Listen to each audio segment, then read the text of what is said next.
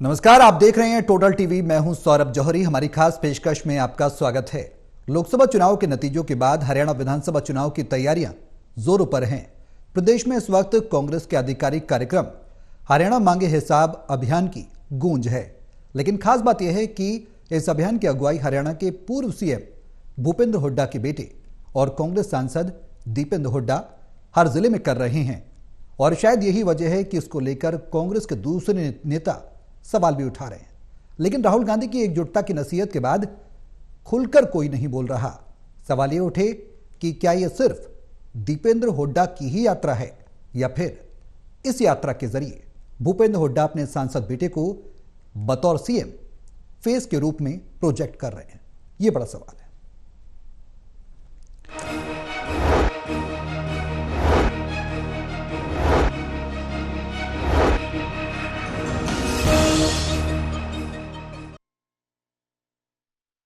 बात कमान जाती है तो हरियाणा कांग्रेस की रणनीति क्या कहती है, दिशा दशा क्या कहती है, ये तमाम सवाल हैं। और अगर दीपेंद्र हुड्डा युवा चेहरा है, भूपेंद्र हुड्डा अगर कमान सौंपते हैं कांग्रेस की, तो कितना फलीभूत होगा आने वाले समय में, कितना फायदा आगामी विधानसभा चुनाव में कांग्रेस को मिलेगा, बीजेपी के लिए कितनी चुनौतियां होंगी, इन तमाम सवालों का जवाब तलाशने की कोशिश करेंगे। हमारे सहयोगी हमारे साथ मौजूद हैं। हिसार से associate editor doctor Mahesh Kumar हमारे साथ इस चर्चा में हैं। पानीपत से एसोसिएट एडिटर देवेंद्र कथुरिया और वरिष्ठ पत्रकार वीरेंद्र सोनी जी हमारे साथ चर्चा में रहेंगे। आप सभी के साथ मैं चर्चा को आगे बढ़ाऊं, लेकिन उससे पहले एक रिपोर्ट दिखाते हैं। रिपोर्ट देखिए, फिर करेंगे चर्चा की शुरुआत।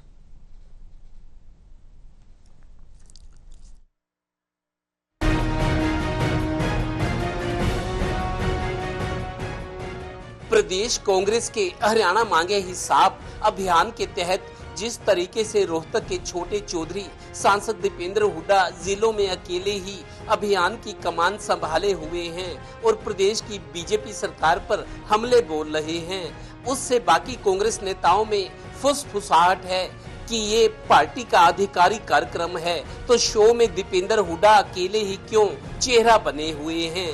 उन्हें लगता है कि कहीं नेता प्रतिपक्ष भूपेंद्र सिंह हुड्डा दीपेंद्र को सीएम पद के लिए प्रोजेक्ट तो नहीं कर रहे, उन्हें लगता तो यही है।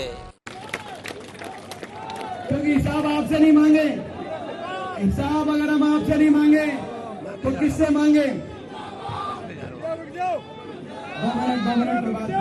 अगर हिसाब इनसे नहीं मांगे तो हिसाब किससे मांगे? और आप आए बिना हिसाब दिए, आप चले गए। मैं आपको बताना चाहता हूं, ये हरियाणा है, ये हरियाणा है प्रधान। गौरतलब है कि राहुल गांधी के प्रदेश के कांग्रेस नेताओं को एकजुट होकर काम करने और पार्टी को मजबूत करने का फरमान देने के बाद कांग्रेस नेता इस बारे में खुलकर बोलने को तैयार नहीं हैं। आखिर big boss is big boss. Haryana bureau, total news.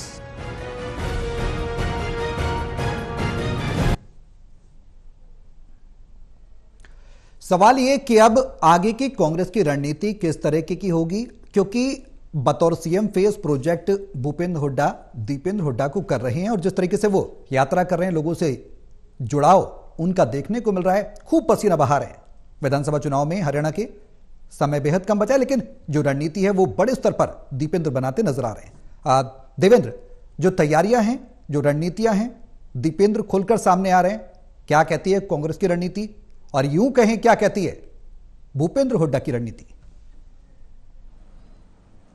देखिए सौरभ, लोकसभा चुनाव परिणाम के बाद स्थिति बदली है। कांग्रेस जो थोड़ा सा मायूसी थी, विपक्ष के लोग, बीजेपी वाले खासतौर पर ये कहते थे जो अपनी कमेटी अपना संगठन नहीं बना सके वो सरकार क्या बनाएंगे, इस तरह के ताने कांग्रेस को मारे जाते थे। लेकिन लोकसभा चुनाव परिणाम के बाद कांग्रेस में एक तरह से नई जान आ गई है। जिस तरीके से भूपेंद्र हुड्डा और उदय भान, भूपेंद्र हुड्डा को फ्री हैंड मिला और अपनी मर्जी से भूपेंद्र हुड्डा ने उदय भान, जो उनके काफी करीबी है, विश्वास पात्र है, उनको प्रदेश देश की जिम्मेदारी दिलाई और हाई कमान ने एक तरह से फ्री हैंड दिया।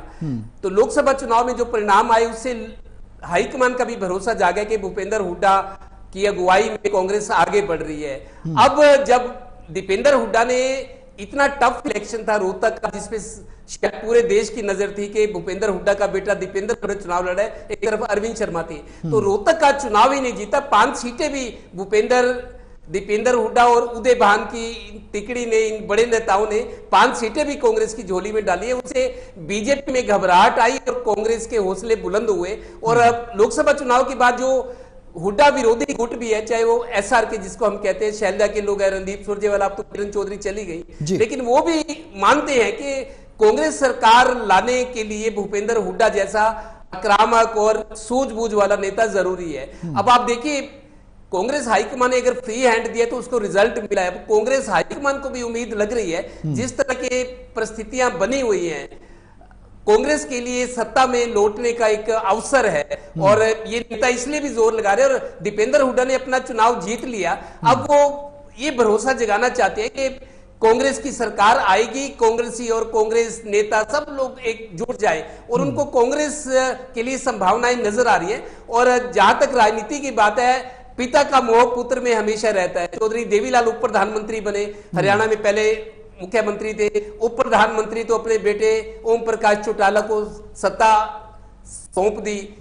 भजन लाल ने नई पार्टी बनाई तो कुलदीप बिश्नोई को, जिनको उनको लगता है कि मेरी विरासत को आगे चला सकता है, मेरे नाम को, वंश को चला सकता है, तो कुलदीप बिश्नोई को विरासत चौधरी भजन लाल ने दी।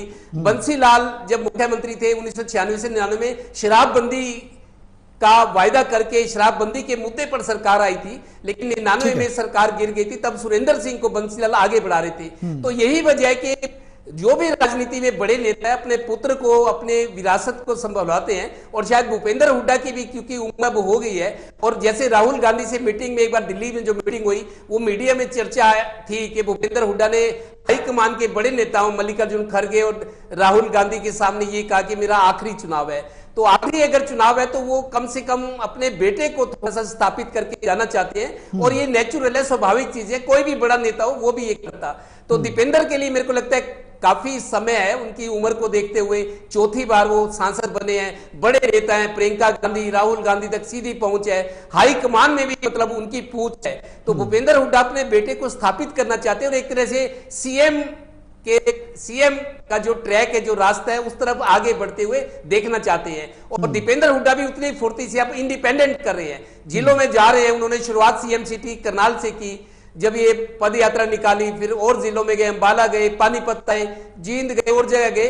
तो दीपेंद्र हुड्डा इंडिपेंडेंटली काम करने लगे, और भूपेंद्र हुड्डा पुशअप कर रहे हैं, अपने बेटे को पुशअप कर रहे हैं कि जो वो चाहते हैं उस रास्ते पे दीपेंद्र आगे निकले और हरियाणा का ताज संभाले आगे चलकर। तो वक्त बताएगा क्या होता है, लेकिन भूपेंद्र हुड्डा की कोशिश ही नजर आती है। वीरेंद्र जी, दीपेंद्र की दावेदारी कितनी सटीक लगती है? क्योंकि जो तस्वीरें बयां कर रही हैं, जो दौरे बयां कर रहे हैं, उससे एक बात तो साफ है कि युवा नेता हैं, जोशीले नेता हैं और जुझारू नेता हैं कांग्रेस के, और अपने जो पब्लिक के बीच में जो पैठ बना रहे हैं, उसका परिणाम भी देखने को मिलता रहा है। लोकसभा के चुनाव में देखा, विधानसभा चुनाव में कितना रंग लाएगा, क्या लग रहा है? देखिए, इसमें कोई दो राय नहीं। दीपेंद्र हुड्डा ने अपनी अलग छवि बनाई है, राजनीतिक क्षेत्रों में उनकी अपनी एक अलग छवि है जी। और ये कहना कि वो उनको मुख्यमंत्री पद के लिए दावेदार बनाया जाएगा, ये तो जल्दबाजी है, ये तो कांग्रेस हाईकमान को फैसला करना है। लेकिन एक बात है कि उनको राज्यसभा का सदस्य होते हुए लोकसभा का चुनाव लड़वाना ये महत्वपूर्ण था। कारण था कि उनका ये तर्क था कि अगर वो लोकसभा का चुनाव लड़ेंगे और जीतने के बाद हरियाणा की राजनीतिक फिजा बदल जाएगी, और हुआ वही वैसे ही है। मतलब वो जीत के साथ साथ उनका पूरे रोहतक के अंदर 9 विधानसभा क्षेत्रों में उनको जीत मिली है, तो ये एक बहुत बड़ा कांग्रेस के पक्ष में हवा बनी है। और कुल मिला के ये देखा जाए कि क्या कांग्रेस का आगे क्या भविष्य है, ये कहना तो अभी जल्दबाजी है। और देखिए, जिस तरह से कांग्रेस के विधायकों के खिलाफ कार्रवाई हो रही है, ईडी की कार्रवाई हो रही है, तो निश्चित रूप से इसकी आज भूपेंद्र सिंह हुड्डा तक भी पहुंच सकती है। भूपेंद्र सिंह हुड्डा जो अभी हाल ही में सोनिया गांधी जी से मिले थे, तो उसका ये भी एक विमर्श हो सकता है, एक रणनीति हो सकती है कि आगे क्या किया जाए। तो वो इसलिए भूपेंद्र सिंह हुड्डा अब कहने को तो उन्होंने कहा कि उनका अंतिम चुनाव है, ये भावनात्मक एक मुद्दा है, लेकिन अगर कल को कोई उनको राजनीतिक जो है परेशानी आई, कोई ईडी की जांच का सामना करना पड़ा या उन पर कोई गिरफ्तारी की तलवार लटकी, तो निश्चित रूप से आगे कांग्रेस का नेतृत्व तो कौन संभालेगा, तो एक मुद्दा हो सकता है। लेकिन अभी कहना जल्दबाजी है, लेकिन एक बात तो माननी पड़ेगी, दीपेंद्र हुड्डा की लोकप्रियता के माननी पड़ेगी। और देखिए, भारतीय जनता पार्टी में कोई भी नेता ऐसा नहीं है जिसने 45 वर्ष के अंदर ही 5 बार जो है संसद बनने का गौरव प्राप्त किया हो, यानी कि 4 बार लोकसभा के सदस्य रहे और 1 बार राज्यसभा के। उम्र 45 वर्ष है, तो भारतीय जनता पार्टी में तो ऐसा कोई नेता है ही नहीं। तो ये उनकी उपलब्धि का, उनकी लोकप्रियता का प्रमाण है। जी, जो अब प्रदेश में सियासत है वो क्या कहती है? महेश, क्या लग रहा है अगर राहुल गांधी की एकजुटता की नसीहत की बात खुलकर सामने आती है, और जो सवाल उठा रहे थे दीपेंद्र हुड्डा की, ये आधिकारिक यात्रा नहीं है, आधिकारिक यात्रा पार्टी की है, अब वो चुप हो जाते हैं? यानी कि अगर राहुल गांधी की नसीहत काम कर जाती है तो पार्टी की तो फिर बल्ले बल्ले रास्ता साफ है।